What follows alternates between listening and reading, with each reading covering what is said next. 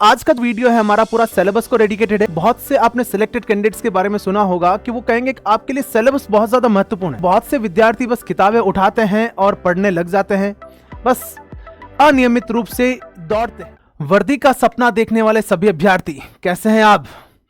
Hopefully बढ़िया पढ़ाई चल रही होगी, लेकिन यहां पर एक चीज विशेष रूप से आपको ध्यान देनी है और वो है सिलेबस। बहुत से आपने सिलेक्टेड कैंडिडेट्स के बारे में सुना होगा कि वो कहेंगे कि आपके लिए सिलेबस बहुत ज्यादा महत्वपूर्ण है। आखिर सिलेबस का इतना क्या महत्व है? क्यों ये इतना ज्यादा वेटेज रखता है सिलेक्शन के लिए? उसका कारण यह है कि बहुत से विद्यार्थी बस किताबें उठाते हैं और पढ़ने लग जाते हैं, बस अनियमित रूप से दौड़ते हैं। उनके पास कोई निश्चित दिशा नहीं होती है। हम ये गलती नहीं करेंगे। हम आज सबसे पहले सिलेबस को डिस्कस करेंगे कि सिलेबस में क्या पोर्शन है, कितना पोर्शन है और कहां से कितना पढ़ा जाना चाहिए। ठीक है, और आज का वीडियो है हमारा पूरा सिलेबस को डेडिकेटेड है और उसमें भी हम लोग जो पेपर 2 है उसको डिस्कस करने जा रहे हैं। जैसा कि हमने प्रीवियस जो वीडियो है उसमें बात की थी कि पेपर 1 हिंदी आप बहुत अच्छे से पढ़ ही रहे हैं। हम लोग जो अपने चैनल है अगस्त्य एकेडमी है उस पर हम लोग पेपर 2 को डेडिकेट करते हुए जो पूरी तैयारी करने जा रहे हैं। पेपर 2 का जो बेसिक जो विवरण है वो आप जानते ही हैं। 200 नंबर का पेपर होने वाला है, 100 क्वेश्चन होंगे और 2 घंटे का जो समय है आपको मिलने वाला है और नेगेटिव मार्किंग जो है 1/3 है। ये आपका जो ऑफिशियल सिलेबस है 2021 वाला जो सिलेबस है वो मैंने यहां पर लिया है। चूंकि 2025 का अभी तक ऑफिशियल नोटिफिकेशन नहीं आया है सिलेबस के रिगार्डिंग, तो अभी हम 2021 के सिलेबस को लेकर ही बेस बना के जो है हम लोग आज का जो है वीडियो या आज का जो डिस्कशन है जो डील करने जा रहे हैं। पेपर 2 जो जीके एंड जीएस वाले 100 सवाल है, इन 100 सवालों का क्या वेटेज रहने वाला है वो कल की क्लास में हमने एक बात कर ली थी।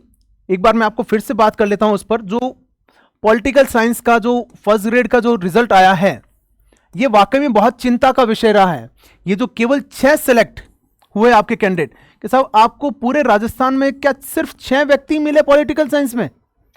और हुआ क्या? बाकी सबके साथ क्या हुआ? बाकी सबके साथ हुआ कि जो मिनिमम मार्क्स रखे गए थे आपकी 72 आउट ऑफ 200, ये क्लेम नहीं हो रहे और सेम कंडीशन एसआई में होने वाली है।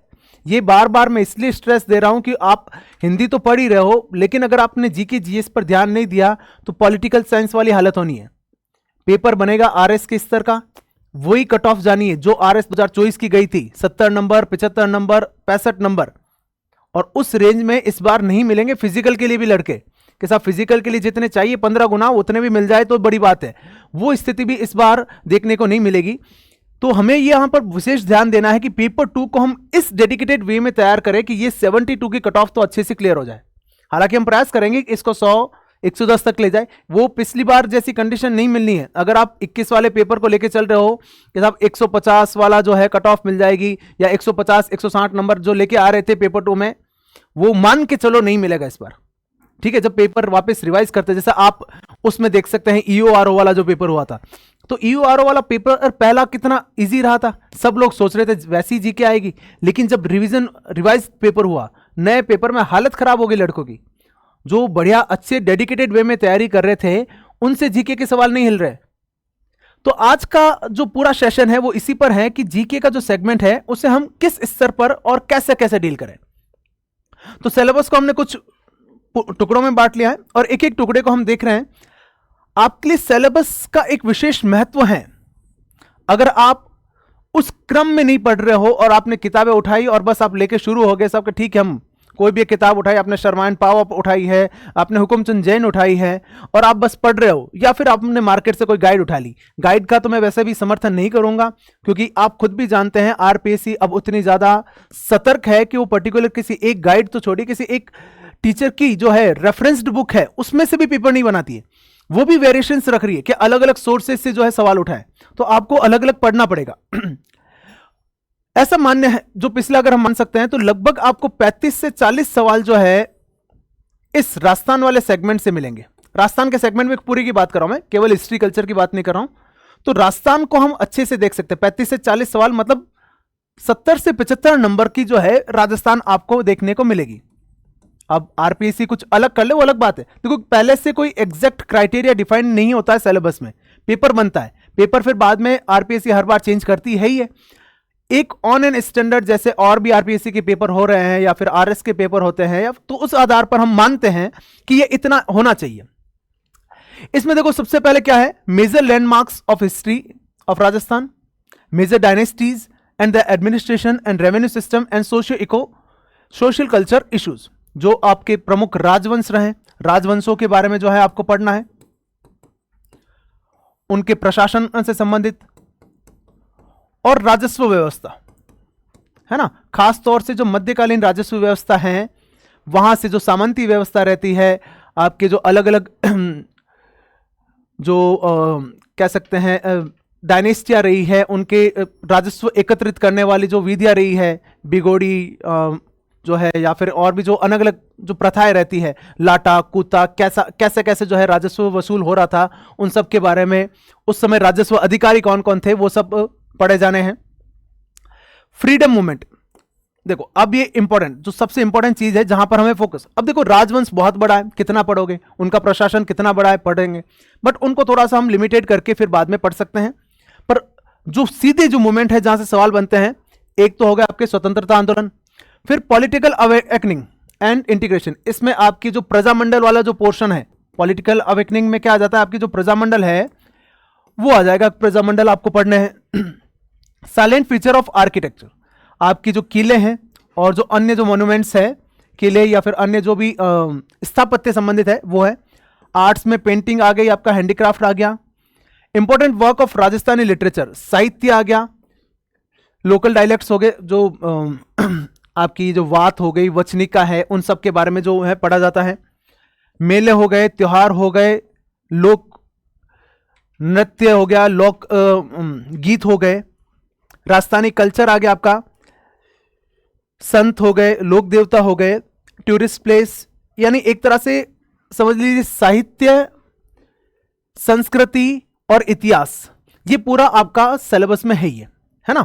अब देखो इसमें एक एक पर्टिकुलर स्पेसिफाइड नहीं किया गया, लेकिन लगभग मान के चलो आपके कल्चर वाला पोर्शन पूरा आ गया, और इतिहास वाला यहां पर जब प्रमुख राजवंश लिख दिया, मतलब आपके पास पूरा हिस्ट्री पूरी आ गई। अब उसमें वो कहीं भी सवाल पूछता है तो आप ये क्लेम नहीं कर सकते हो साहब ये आउट ऑफ सिलेबस है। अब सर इससे पढ़े कैसे, पढ़ने के लिए जैसे हमने कल भी जो बुक्स रेफर की थी, आप जैसे हिस्ट्री के लिए है जो हुकुमचंद जैन की जो बुक है, बहुत बढ़िया बुक है। आप ऑथेंटिक जो है राजस्थान हिंदी ग्रंथ साहित्य अकादमी की जो किताबें हैं वो प्रेफर कीजिए, बजाय कि किसी पर्टिकुलर एक गाइड की। मैं ये नहीं कहता गाइड में कंटेंट अच्छा नहीं है, वो भी अच्छा काम करते हैं, वो भी लोग मेहनत करते हैं डेडिकेटेड वे में, बहुत अलग अलग जगह से सोर्सेस इकट्ठा करते हैं, फिर बाद में इनपुट करते हैं। लेकिन पिछले कुछ सालों में ये पैटर्न देखने को मिला है कि आरपीएससी ध्यान में रखती है कि मार्केट में कौन सी गाइड ज्यादा चल रही है, ठीक है, कौन सी गाइड स्टूडेंट ज्यादा खरीद रहे हैं, तो आरपीएससी खुद इनको टारगेट कर रही है कि उन तरह की जो गाइड्स हैं उसमें से सवाल ना बने। स्टूडेंट जो है एनसीईआरटी पे फोकस हो, आरबीएससी पे फोकस हो, है ना। तो आप आरबीएससी की जो बुक्स हैं, जैसे अभी जो 9th and 10th की जो बुक नए वाले में चल रही है, आप वो पढ़ सकते हो, या फिर इससे पहले वाली जो राजस्थान अध्ययन नाम से जो किताबें चलती थी कक्षा 9 से 12, वो किताबें पढ़िए, आपको उनमें हूबहू लाइन टू लाइन क्वेश्चन मिल जाएंगे। देखिए मैं एक सेशन कर सकता हूं जहां पर आपको जो पूरे सवाल एज इट इज बता सकता हूं, इवन आरएस मेंस तक के जो रिटर्न वाले जो सवाल मिलते हैं वो इनमें से एज इट इज मिल जाते हैं। आरएस के लेवल का पेपर आपको मिलना है, ये स्वाभाविक रूप से मान के चले, और इनको थोड़ा डिटेल से पढ़ने की आपको आदत डालनी पड़ेगी। अगला सेगमेंट अगर देखें तो इंडियन हिस्ट्री पर जाते हैं। यहां पर आपको सेलेक्टिव होना होगा, यहां पर आपको चयनात्मक जो है अध्ययन करना पड़ेगा, यहां पर आप पूरा नहीं पढ़ सकते हो, आप पूरा का पूरा पढ़ लिए। देखो इसमें एक, पहले मैं मॉडर्न की बात करूं, जो आधुनिक इतिहास है, तो आधुनिक इतिहास तो आपको पूरा पढ़ना ही है, ठीक है। मॉडर्न इंडियन हिस्ट्री में आपकी क्या क्या हो गया, देखो सारे significant event, personalities and issues. इसमें the freedom struggle and Indian national movement, freedom struggle में आपके जो 1857 की क्रांति आ जाती है, वहां से आपको शुरू कर लेना है।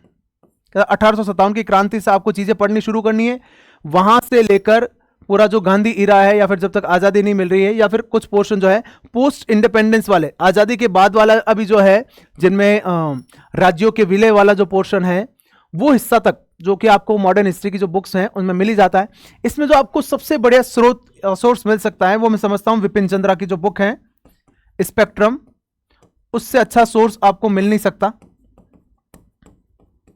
ये आपको हिंदी मीडियम और इंग्लिश मीडियम दोनों में अवेलेबल हो जाएगी। इसको आप अच्छे लेवल से पढ़ सकते हैं और प्रेफर कर सकते हैं।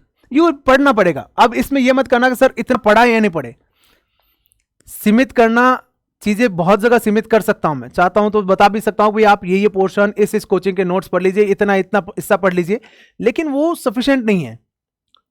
देखो तैयारी कर रहे हैं तो ऐसा करना है कि ये जो आपके 8 लाख 9 लाख फॉर्म भरे गए हैं उसमें से हम टॉप 1000 में रहे, और टॉप 1000 में रहना है तो यार दूसरों से डिफरेंट पढ़ना पड़ेगा। बाकी सब जो पढ़ रहे हैं उतना पढ़ के तुम लोग डिफरेंस क्रिएट नहीं कर सकते हो। कंपटीशन यही तो है ना कि आप बाकी से कितना आगे है। बाकी से आगे तभी तो होंगे जब बाकी से बेहतर पढ़ोगे। बाकी सब तो जो चीजें पढ़ी रहे, गाइड वगैरह पढ़ी रहे, तुम भी पढ़ लोगे, क्या डिफरेंस बना लोगे। तो आपको बेहतर पढ़ना और जेन्युइन और अच्छा कंटेंट पढ़ना पड़ेगा। हाँ, इसमें आप सेलेक्टिव हो सकते हो एंशिएंट और मिडाइवल में। यहां पर मैं आपको नहीं कहूंगा कि आप जो है जायंट श्रीमाली की जो बुक है वो पढ़ लीजिए, है ना, कि बीएल ग्रोवर के लिए मिडाइवल पढ़ लीजिए, वो मैं आपको रेफर नहीं करूंगा क्योंकि वो वाकई में बहुत ज्यादा डिटेल में है। इसमें भले ही आप कोई पर्टिकुलर इंस्टीट्यूट के नोट्स पढ़ सकते हैं या फिर एनसीईआरटी के सेगमेंट में आप एनसीईआरटी बुक ले लीजिए और एनसीईआरटी के में जो जो ये पोर्शन मिल रहे हैं वो आप पढ़ सकते हैं। या फिर मैं ऐसा करूंगा, ये आपको अपने टेलीग्राम चैनल पर आपको मैं प्रोवाइड करवा दूंगा ये वाला पोर्शन, कि इसमें से सिलेक्टेड जो है एनसीईआरटी के हिस्से हैं वो आपको यहां पर मिल जाए। एंशिएंट और मिडाइवल वाले टेलीग्राम चैनल का लिंक अपने इस वीडियो में आपको मिल ही जाएगा, ठीक है। तो वहां पे आप टेलीग्राम चैनल को ज्वाइन कर लीजिएगा। आने वाले समय में रेगुलर अपडेट्स और कंटेंट आपको उस पर मिलते रहेंगे। Geography of world and India, देखो ये बहुत लिमिटेड है। ब्रॉड फिजिकल फीचर्स यानी जो महाद्वीप महासागर के जो है मोटे तौर पे हिस्से है, जो नदियां वगैरह हैं उनके बारे में। एनवायरमेंटल एंड इकोलॉजिकल इशू जो आपके इसमें ये आपके सारे जो ये कॉप वाले सम्मेलन होते हैं वो सारे सम्मेलन हो जाएंगे। ये अभी G20 वाला जो भी पर्यावरण से रिलेटेड जो है सम्मेलन होता है, पृथ्वी सम्मेलन हो गया, है ना, रियो सम्मेलन हो गए, ये सारे आपको इसमें पढ़ने पड़ेंगे। खासतौर से जो कॉप वाले जो है तीनों सेगमेंट, कॉप के जो 3 सेगमेंट बनते हैं, इन तीनों सेगमेंट के जो है सवाल जो है बहुत अच्छे लेवल पे बनते हैं। अभी एक जैसे बिग कैट अलायंस किया था, वो भी आपके हिस्से एनवायरनमेंट से जुड़ा हुआ है। तो इस तरह के हिस्से जो है सवाल बनते हैं। Wildlife, biodiversity, international waterways and major industrial regions. तो इंडस्ट्रियल रीजन्स, वाटरवेज और फिजिकल फीचर्स, ये तीनों चीजें, या फिर ऑलमोस्ट मैं सभी कह रहा हूं, ये आपके लिए महेश कुमार वर्णवाल की जो बुक है वो बहुत अच्छे स्तर से आप लोग इसमें से वर्ल्ड हिस्ट्री जो वर्ल्ड ज्योग्राफी जो है कर सकते हो। ये बुक आप रख लीजिए, महेश कुमार वर्णवाल में से ये आप पढ़ लीजिए। उसमें ये आपको इश्यूज भी मिल जाएंगे, कॉप वाले भी मिल जाएंगे, बायोडाइवर्सिटी से रिलेटेड जो चीजें हैं वो भी आपको मिल जानी है। ये सारे पोर्शन इस बुक में बहुत अच्छे से मिल जाएंगे आपको। फिर बात करते हैं geography of India. Geography of India के लिए भी आप जो महेश कुमार वर्णवाल है उस बुक को प्रेफर कीजिए, इसमें अच्छा सा कंटेंट मिल जाएगा। इसके अलावा आरबीएससी की जो क्लास 11th की जो बुक है, क्लास 11th की जो बुक है उसको आप रेफर कर सकते हो, ठीक है। उसमें अच्छा कंटेंट दिया हुआ है, वहां पे आपको ये सारे जो है फिजिकल फीचर्स जो है, एग्रीकल्चर हुआ, मिनरल्स हुआ, major industrial region, development, transportation, natural resources, environmental problems, ये सारे आपको वर्णवाल और 11th की जो बुक है उसमें बढ़िया लेवल से चीजें मिल जाएगी, जहां से आप अच्छे सवाल कर सकते हो। इस बार का आरएस मेंस का पेपर और आरएस प्रीलिम्स का पेपर उठा के देख लेना, ठीक है। सारे सवाल लगभग आपको 11th वाली बुक में मिल जाएंगे, एज इट इज सवाल मिल जाएंगे आपको। बुक अब मिल रहे हैं, सवाल मिल रहे हैं, मतलब जो पेपर बना रहे हैं उनके लिए एक स्रोत है ये, कि पेपर बनाने वाला व्यक्ति इसको बेस बना के फिर सवाल पूछ रहा है, तभी तो यहां पे जवाब मिलेंगे। आप कर लीजिएगा, वीडियो के बाद में आप एनालिसिस करके देख लीजिएगा, आरएस प्री के ज्योग्राफी के क्वेश्चन उठा के देख लीजिए, और आरएस मेंस के इस बार के चॉइस वाले। पुराने वाले की तो अलग बात है, ये अभी वाले, मतलब अभी वाले जो पेपर बना रहे हैं वो कहां से बना रहे हैं, तो आपको मिलेगा ये राजस्थान बोर्ड की जो किताब है वहां से बना रही है। ज्योग्राफी ऑफ राजस्थान, इसमें देखो एक बुक मेरे ख्याल से अभी के लिए काफी है आपके लिए, हरिमोहन सक्सेना जो बुक है वो नो डाउट बहुत बढ़िया लेवल से आपको इसमें कंटेंट क्लियर करा लेगी। और ये जो हिस्सा है यहां पे मार्किंग भी अच्छी होती है, इसमें आपके natural resources, climate, vegetation, forest, wild life, biodiversity, irrigation सिंचाई वाले जो आ गए, मिनरल वाले हो गए, अन खनिज हो गया, जनसंख्या वाला हिस्सा है वो है, major industries and potential of industrial development है, जो औद्योगिक विकास है वो वाली जो पोर्शन है। इसमें औद्योगिक विकास वाले में कुछ चीज़ें आपको इको सर्वे में से भी जो है पूछी जा सकती है, जो कि आप वैसे भी सर्वे जो है इकोनॉमिक्स के पर्सपेक्टिव से पढ़ेंगे तो वहां पर चीज़ें आपको मिली जानी है। यहां पर आपको एक एक हिस्से देखना पड़ेगा। आपने पढ़ लिया क्या, नेचुरल रिसोर्सेज पढ़ लिए, उसको काटो, क्लाइमेट पढ़ लिया, उसे काटो। आप सिलेबस की हार्ड कॉपी में प्रिंट आउट रखो, पढ़ते जाओ, उसमें से लाइन फेरते जाओ कि इतना इतना हिस्सा हमने पढ़ लिया है। Indian constitution, political system and governance. देखो पॉलिटी की अगर बात करते हैं तो पॉलिटी में जो दो सेगमेंट है, इंडियन एंड राजस्थान, उसमें से एग्जामिनर जो है इंडियन पॉलिटी से सवाल ज्यादा पूछता है। ठीक है, ये अभी तक का जो पैटर्न रहा है वो रहा है। कुछ एग्जाम में हम फिर भी देख सकते हैं कि राजस्थान के सवाल ज्यादा हो, लेकिन इंडियन पॉलिटी का ज्यादा रहेगा। और वैसे भी ये देखो आप बहुत बड़ा पोर्शन है। सबसे पहले जो है कॉन्स्टिट्यूशन डेवलपमेंट के जो है संवैधानिक विकास जो है 1919 35 के एक्ट, फिर जो संविधान सभा से संबंधित है उसमें प्रस्तावना, फिर वो मूल कर्तव्य, मूल अधिकार, वो सब कुछ जो है आपका जो बेसिक जो है फेडरल सिस्टम हो गए, मौलिक कर्तव्य, मौलिक अधिकार, आपकी न्यायिक सक्रियता, न्यायिक पुनरावलोकन, PIL, इमरजेंसी, संवैधानिक क्या कह सकते हैं संशोधन जो है, वो सभी जो है आपको पूरे पढ़ने पड़ेंगे। इनके लिए जो सबसे बढ़िया जो बुक है वो लक्ष्मीकांत है ही, इसमें कोई दो राय नहीं है। आपको ये बेसिक फंडामेंटल पढ़ना है तो लक्ष्मीकांत से अच्छी कोई बुक नहीं है। बट अगर आप उसको ज्यादा डिटेल में ले रहे हो तो आप राहुल चौधरी वाली जो बुक है उसे भी रेफर कर सकते हो। दोनों ही जो किताबें हैं बढ़िया हैं। ठीक है, राहुल चौधरी वाली किताबों में क्या मिलेगा, आपको फैक्ट मिल जाएंगे जो लक्ष्मीकांत में नहीं मिलेंगे।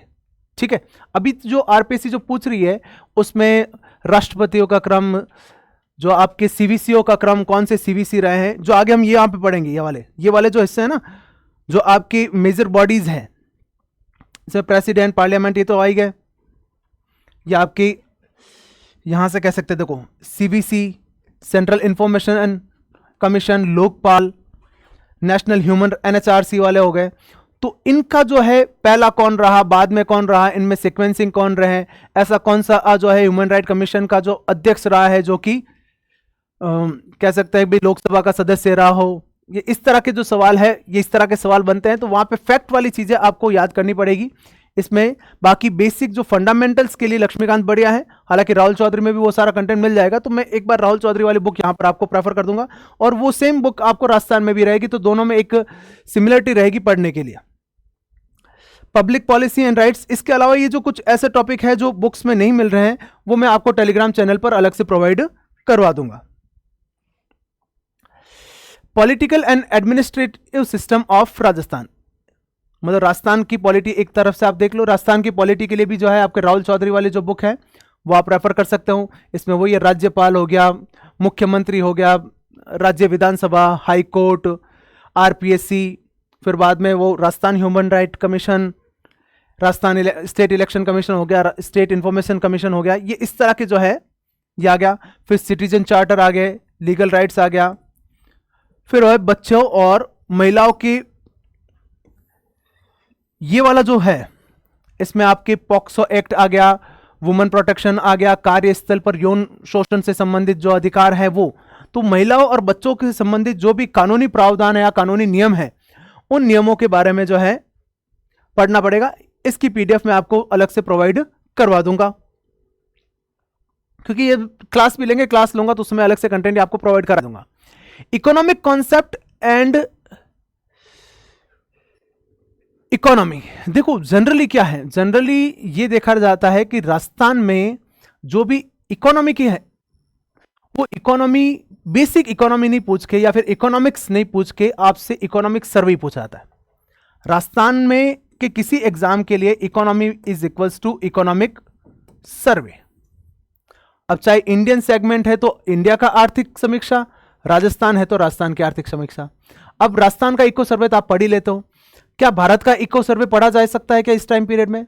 बिल्कुल थोड़ा सा दिक्कत भरा होगा, लेकिन इसको हम क्या कर सकते हैं, जो इंडियन इको सर्वे है उसको हम लिमिटेड फॉर्मेट में पढ़ सकते हैं कि भाई वहां पर थोड़ा सेलेक्टिव होके, वहां पूरा नहीं। देखो राजस्थान वाला इको सर्वे तो आपको दबा के पूरा पढ़ना ही है, वहां तो लाइन टू लाइन वैसा छोटे से छोटा जो पोर्शन है वो पूरा पढ़ना पड़ेगा। राजस्थान वाले में तो कोई इशू नहीं है, लेकिन इंडिया वाले हैं इसमें हम लोग थोड़ा सा सेलेक्टिव हो सकते हैं। कुछ लिमिटेड चीजें जो है वो मैं आपको प्रोवाइड करवा दूंगा।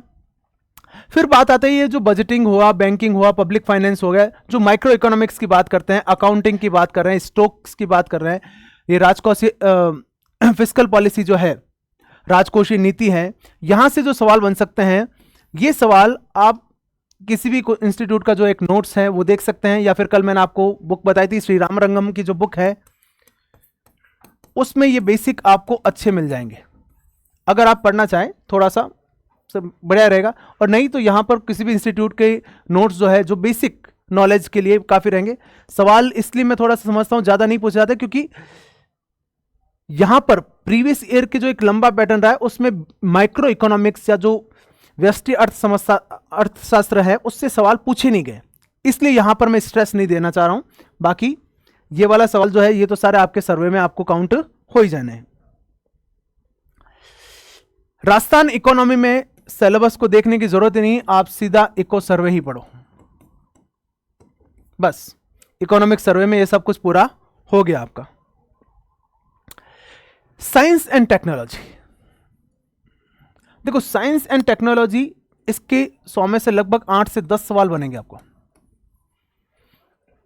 अब बहुत से मेरे विद्यार्थी ऐसे हैं जो आर्ट्स बैकग्राउंड से बिलोंग करते हैं, अब वो कहते हैं सर क्या 8-10 सवालों के लिए एफर्ट किया जाए क्या?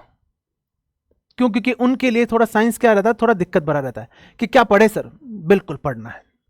देखो स्किप करने वाली चीजें है ही नहीं, है ना। अब देखो ऐसा तो है नहीं कि भाई आरएस जैसा अब पोर्शन हो गया, आरएस में सब प्रीलिम्स क्लियर करना है आपको, है ना, कि सब सिर्फ प्रीलिम्स में क्वालिफाइंग मार्क्स लेना है, फिर बाद में तो फाइनल रिजल्ट तो मेंस के बेस पे बनेगा। एसआई में ऐसा तो है नहीं, यहां तो जो फाइनल कट ऑफ डिसाइड होगी, जो फाइनल सिलेक्शन होगा वो भी इस रिटन पेपर पर ही होना है। तो यहां पे एक एक नंबर की वैल्यू है आपके लिए, पेपर सिर्फ क्वालिफाइंग नेचर का नहीं है, ये सिलेक्शन का बेस है। तो यहां पे एक एक 2-2 नंबर की जो लीड मिल सकती है वो करें। मैं कहां सहायता कर सकता हूं वो मैं पूरा आपके लिए करूंगा। बेसिक्स ऑफ एवरीडे साइंस, अब इसमें देखो लिमिटलेस है, खत्म हो गया ये कि सब साइंस पूरी हो गई, यानी फिजिक्स केमिस्ट्री बायो सब कुछ पढ़ लिया, लेकिन ऐसा नहीं है, उसमें हम सीमित कर सकते हैं। ऐसी चीजें जो हम डेली रूटीन में काम में लेते हैं वो साइंस में हमें पढ़ना है। जैसे आपको एसिडिटी हो गई, आपने इनो पी लिया, अब वो इनो में क्या है प्रोडक्ट, है ना, मिल्क ऑफ मैग्नीशिया, ये पढ़ना है आपको। आप डे रूटीन लाइफ में जो चीजें देखते हैं वहां पर साइंस किस तरह से इफेक्ट करती है, वो फैक्टर जो है हमारे लिए काम में आएंगे। अम्ल, क्षार, लवण, साबुन, ये सारी चीजें हम देखते हैं, है ना, तो इसको कैसे रिलेट करेंगे। आपने पीओपी प्लास्टर फ्रैक्चर हुआ, प्लास्टर हो गया, वो प्लास्टर जो हो रहा है पीओपी उसमें क्या है ना। तो जो चीजें आसपास देखते हैं उसको साइंस से रिलेट करके पढ़ना है। इसको मैं बहुत ही लिमिटेड क्लासेस में आपको यहां पे कंप्लीट करवा दूंगा। फिर बात आता है इलेक्ट्रॉनिक्स, कंप्यूटर इंफोटेक, यानी कंप्यूटर वाला सेगमेंट जो पूरा है, जो और सूचना प्रौद्योगिकी वाला जो है वो आपको मिल जाएगा। यहां पर आपको सिस्टमैटिक डिटेल नोट्स की रिक्वायर्ड होगी। स्पेस टेक्नोलॉजी 2 से 3 क्लास में हम पूरा पढ़ लेंगे। डिफेंस में आपकी ज्यादातर जो सवाल पूछे जाते हैं वो पूछा जाता है मिसाइल्स पे, कि लिटरली जो मिसाइल है उसकी विशेषता क्या है, और रिसेंटली अगर लॉन्च हुए हैं तो कौन से हुए हैं। और वैसे भी अभी ऑपरेशन सिंदूर के कारण जो है मिसाइल्स है, अपनी डिफेंस टेक्नोलॉजी है जो बहुत ज्यादा चर्चा में रही, S-400 चर्चा में रहा है, तो जो ज्यादा चर्चा में रहे हैं तो उनसे संबंधित जो सवाल पूछे जाएंगे। नैनो टेक्नोलॉजी, इसमें भी देखो इसमें करंट का वेटेज तो रहेगा ही, जो साइंस है वो करंट बेस्ड पूछी जाती है कि रिसेंटली चर्चा में कौन सा, रिसेंटली जैसे नैनो यूरिया जो है चर्चा में रहा है ना, तो ये नैनो टेक्नोलॉजी का पार्ट हो जाएगा। फिर ह्यूमन बॉडी, ये आपका जो बेसिक बायोलॉजी वाला जो है, फूड एंड न्यूट्रिशंस वाला आ गया, उसमें जो डिजीज वाला हो गया, हेल्थ केयर वाला जो पोर्शन है वो आ गया। ह्यूमन बॉडी में जो मानव रोग से संबंधित सवाल आ जाएंगे। फिर एनवायरमेंट और इकोलॉजिकल चेंजेस वाला हो गया। बायोडाइवर्सिटी, बायोटेक्नोलॉजी, यहाँ पे बायोटेक्नोलॉजी और जेनेटिक इंजीनियर ये 1-2 नए पोर्शन है। यहाँ पर आपको डीएनए फिंगरप्रिंटिंग के बारे में हो गया, या फिर जो नई नई टेक्नोलॉजीज आ रही है उनके बारे में जो लेटेस्ट रिसर्च हैं वहां से सवाल जो है हमारे पास बने जाएंगे। फिर agriculture, horticulture, forestry and animal husbandry with specific reference of Rajasthan.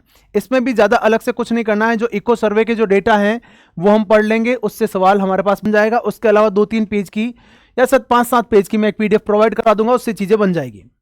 Development of science and technology in Rajasthan, तो ये दोनों जो पोर्शन है ये आपको अलग से करने की जरूरत नहीं, ये चीज़ें ऑलमोस्ट जो है सर्वे में या फिर करंट में जो है क्लियर हो जानी है। फिर रीजनिंग एंड मेंटल एबिलिटी, ये भाई साहब बहुत बढ़िया वेटेज रखने वाला है। 10 से 12 सवाल आएंगे यार, 20 से 24 नंबर होंगे, और जिसने यहां पे ये नंबर ले लिए तो वहां पर वो जो 72 नंबर वाली जो पॉलिटिकल साइंस वाली शुरुआत में मैंने बात की थी कि 72 नंबर नहीं मिल रहे, उसमें बहुत बढ़िया बेनिफिट मिल जाएगा। पेपर टफ से टफ भी सेट होगा ना, उसमें भी हम इस कंडीशन में रहेंगे कि रीजनिंग और मैथ के तो सारे सवाल निकाल लेंगे। ये 15 तक सवाल हो सकते हैं, और ये सारे सवाल अपन क्लियर कर रहे हैं। ये मैं सबकी बात कर रहा हूं, आर्ट्स बैकग्राउंड का अगर कोई विद्यार्थी है जिसको मैथ्स नहीं भी आ रहे हैं, वो भी रीजनिंग उतने बढ़िया लेवल से पढ़ सकता है। और जो मैथ्स में कोई बहुत ज्यादा मैथ्स नहीं है, बेसिक मैथमेटिक्स है, बहुत आराम से करेंगे हम। देखो कौन कौन सा है सिलेबस में। देखो पहला तो हिस्सा हो गया लॉजिकल रीजनिंग वाला, यानी आपके स्टेटमेंट, कंक्लूजन वाले, वेन डायग्राम वाले, सिलोजिज्म वाले जो सवाल हैं, है ना, कुछ कुत्ते बिल्ली है, सभी बिल्लियां जो है शेर है ना, तो इस टाइप के जो है वो सवाल वेन डायग्राम बनाने हैं। फिर कोई कथन दे रखा है, उस पर निष्कर्ष है या तर्क है, वो हम अलग अलग तरीके से ये जो सारे जो चैप्टर है बहुत बढ़िया तरीके से जो है हम लोग क्लियर करने वाले हैं। फिर series odd one out, odd man की जगह ऑड वन आउट होता है, ऑड वन आउट, ठीक है। Coding decoding, problem relating to the relation, मतलब ब्लड रिलेशन वाले सवाल हो गए, आकृतियों वाले, और उसमें जो त्रिभुज की गणना करना, उस टाइप के जो सवाल वो आएंगे। बहुत लिमिटेड सिलेबस है और ज़्यादा नहीं, मैं समझता हूं अगर ये पूरा भी अगर मैं ढंग से पढ़ाऊं ना, 8-10 घंटे में बहुत बढ़िया लेवल से रीजनिंग हो जाएगी। सिर्फ 8-10 घंटे दे सकते हो आप आराम से, 10-12 घंटे में तो बहुत अच्छे लेवल से चीज़ें हो जाएगी। आपको कैसे भी सवाल पूछेंगे आपकी रेंज में होगा, और वही कंडीशन 10-12 घंटे में हम लोग मैथ्स भी कर लेंगे। यानी घूम फिर के अगर कुल मिला के भी हम देखें तो 25 से 30 घंटों से ज़्यादा का नहीं है। 6 महीने की ड्यूरेशन में 25 से 30 घंटे तो हम लोग इसके लिए दे सकते हैं ना यार, और 10 से 12 सवाल होंगे। आप ये 25 से 30 घंटे की जो क्लास है 3 बार भी देख लोगे ना, मतलब कैसी भी कंडीशन में रहोगे ना, तुम इस 10 से 12 में से 8 से 9 सवाल कराओगे। और मैं चाह रहा हूं कि सारे के सारे करो, होंगे ये। करंट अफेयर्स के लिए हम पहले भी बात कर चुके हैं, किसी भी एक मैगजीन को अभी से आप वेटेज दे दीजिए। इसमें देखो एक स्पोर्ट्स वाले जो सवाल है वो थोड़े ज़्यादा पूछे जाते हैं, और अवार्ड्स वाले मैं समझता हूं, देखो हमारा एग्जाम अप्रैल में होना है, तो अगर हम जुलाई से भी शुरू करें कि जुलाई 2025 से अप्रैल में एग्जाम होना है, तो मार्च 2026 तक का जो है आपको करंट पढ़ना है, 15 मार्च 2026 तक का। अगर कोई थोड़ा सा और पढ़ना चाह रहा है तो अप्रैल से शुरू कर सकता है, बाकी जुलाई सफिशिएंट है। अप्रैल 2025 से हो जाए तो और भी बढ़िया। तो ये सिलेबस के सारे बिंदु हैं जिन पर हमने विस्तृत चर्चा कर ली है, और मैं समझता हूं कि एक बार के लिए आपको सिलेबस की पूरी व्यापक समझ आ गई है, कौन सी चीज कहां पढ़नी है, कैसे नहीं पढ़नी, वो भी मैंने एक बार वापस से रिवाइज कर दिया है। उसके अलावा भी अगर आपको कोई डाउट है जो ऐसा ही भर्ती से रिलेटेड है, तो बिल्कुल आप हमें कमेंट करिए।